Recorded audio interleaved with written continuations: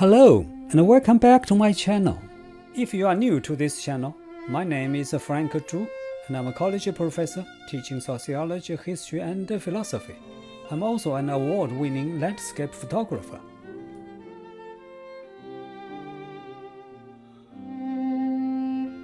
In my last video, I focused on the topic of beauty, talking about what is considered as beautiful, how beauty plays a role in social relationships, and why we are attracted to more beautiful people. At the end of the video, I said, based on your response, I would probably make another video specifically talking about how a romantic relationship arises and develops. Well, that is what I'm going to do in today's video. By the way, much of what I will be talking about today is based on my published sociology book, my personal observations, and information I got from my colleagues. First of all, what is a romantic relationship?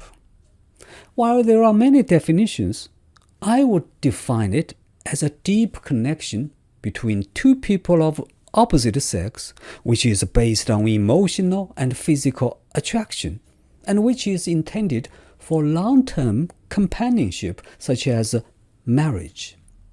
By the way, a romantic relationship is different from an erotic relationship because the latter focuses primarily on intense sexual desire and attraction rather than companionship.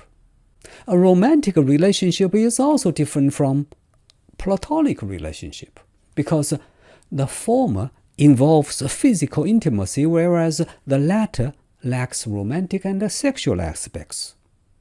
If you want to know more about platonic relationship, you may want to check out a video of mine in which I talked about what it is and why it is called platonic love. Unlike some casual relationships, a romantic relationship takes a lot of work and time. For the sake of our discussion, I would divide its development into several stages.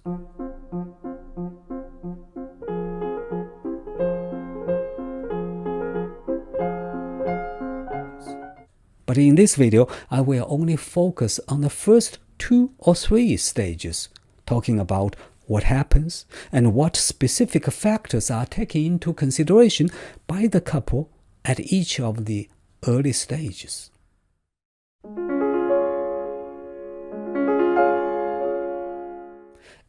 This stage is also called the falling in love stage. Although people are different, many romantic relationships start with the so-called love at first sight. What it means is that there is an attraction between each of the two people the first time they meet, which makes them jump to quick conclusion that he or she has found the true love. But what attracts them and makes them fall in love? Although it may not be the case for everyone, for many, the primary driver in this attraction stage is physical attraction, which is mostly stimulated by the hormones. During this stage, which is sometimes referred to as the honeymoon phase or infatuation, the perceived physical attractiveness is essential. I emphasize the word perceived because beauty is in the eye of the beholder. What you see as beautiful will make you fall in love, even though it may not be beautiful for another person.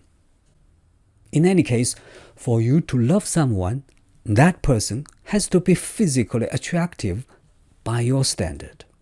Without physical attraction, it is impossible to start a romantic relationship. Speaking of physical attractiveness, I made a couple of videos about how people get attracted to each other and how beauty plays a role in the initial attraction. Please check them out on my channel.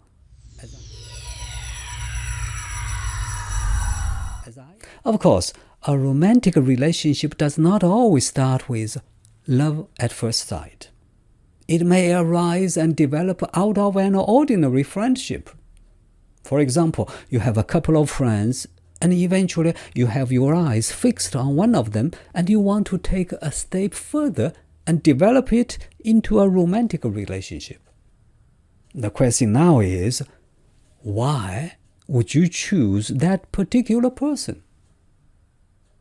Over the years, research has consistently showed that people tend to associate with others who are similar to themselves. Basically, 4 types of similarity are most relevant. The first is demographic. There are many demographic aspects, such as age, education, race, religion, height, level of intelligence, and socioeconomic status. For example, based on my personal experience and observations, I can testify to the fact that college students who live together in the same dorm and who have similar backgrounds interact with each other more often than with those who are different.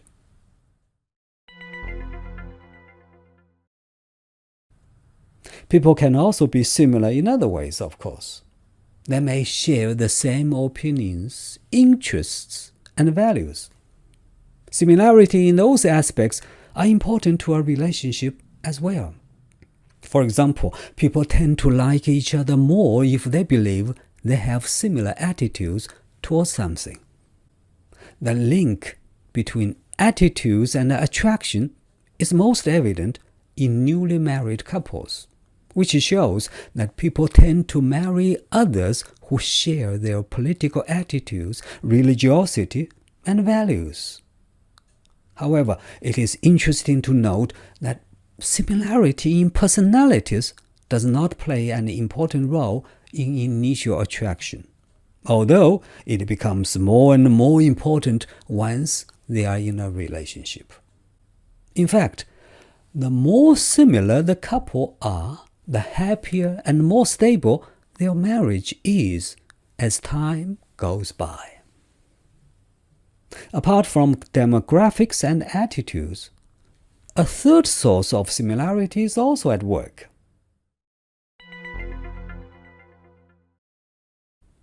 You probably don't need scientific evidence to show to you that dating couples or married couples are very similarly attractive or similarly unattractive.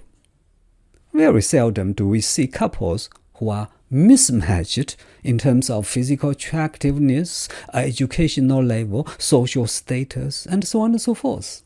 We feel more comfortable approaching those whom we consider as equivalent in terms of physical attractiveness. We often find ourselves shying away from making romantic overtures with those who seem to be out of reach. Now, you may have a question in your mind. What about the old saying that opposites attract? If a man has a desire to dominate, will he be naturally drawn to those who are submissive? Many researches have been done, actually. Is there any support for this view? Well, the answer is no. It is not hard to understand why.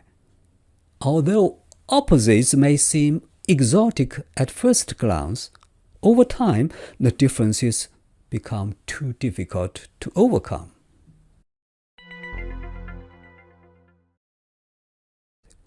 In addition to similarity, there is another factor that plays a role in initial attraction, namely reciprocity. What it means is that love is a mutual exchange between what we give and what we receive. Liking is mutual, which is why we tend to like others who we know like us. The feeling of being liked by others is important to us because it makes us feel confident and comfortable when starting a relationship. It is almost common sense that we are drawn to the people who like us.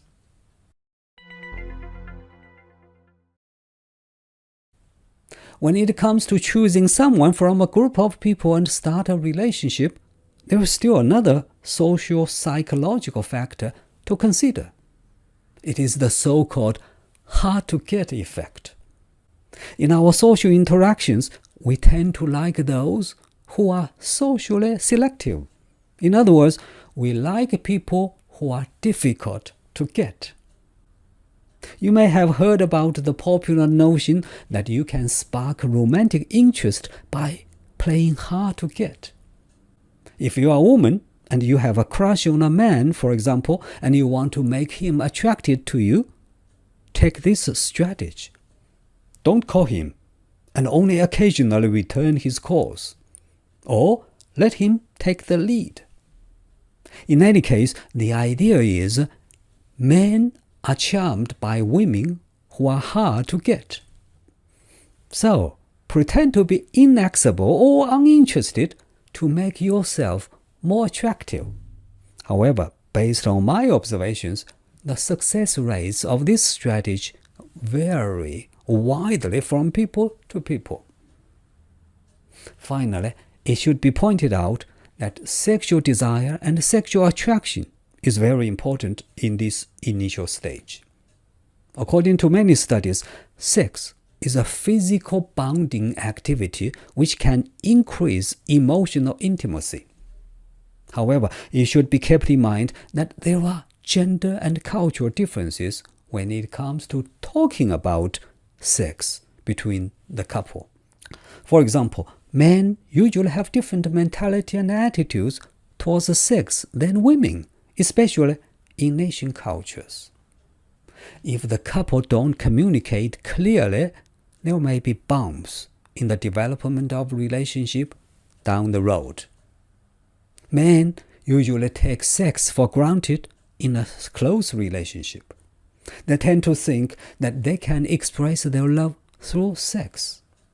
Therefore, they will feel confused and disappointed when they are rejected. The man would think, if you even don't want to have sex with me, how do you prove to me that you love me? And how can you expect me to love you?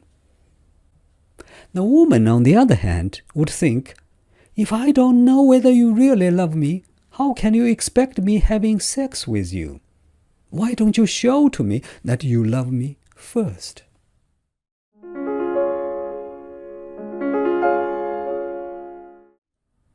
After the initial attraction stage comes the euphoric stage.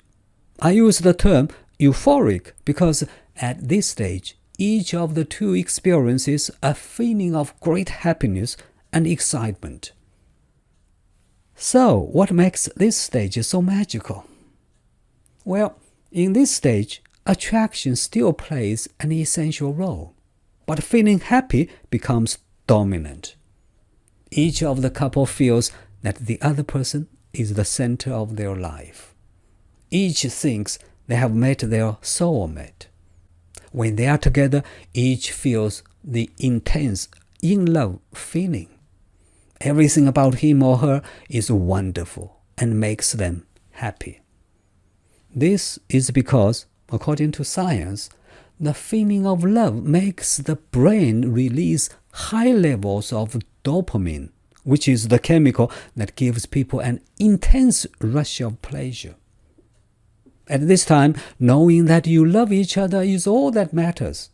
Everything else is unimportant. Even though you know the other person has faults, you choose to ignore them and are willing to forgive everything at this stage. In a word, happiness characterizes this stage.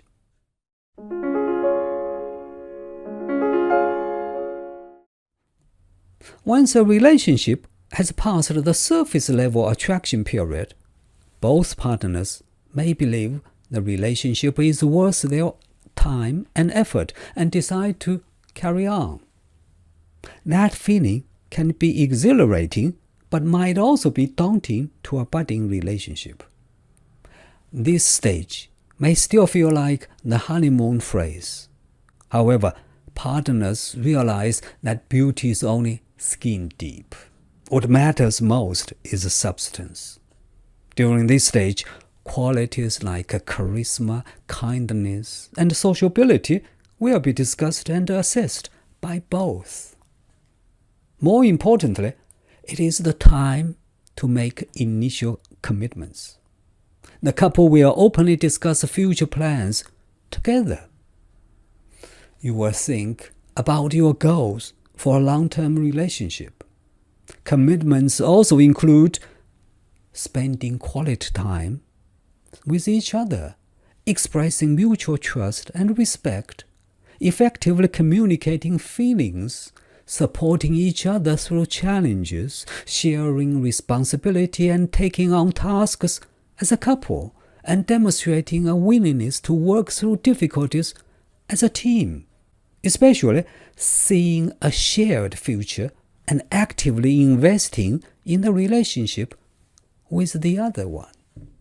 In short, this is the time to assess long-term compatibility and make commitments to each other for the future.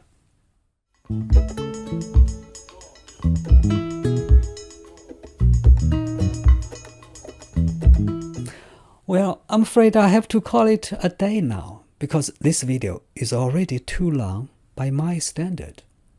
Depending on your response, I may make one more video talking about the remaining two stages in a romantic relationship, namely the so-called crisis stage and the deep attachment stage. I will be discussing how to cope with crisis and why and how to make deep commitments in a romantic relationship. Please leave your comments down below. Thank you for watching this video, and I will see you in the next one.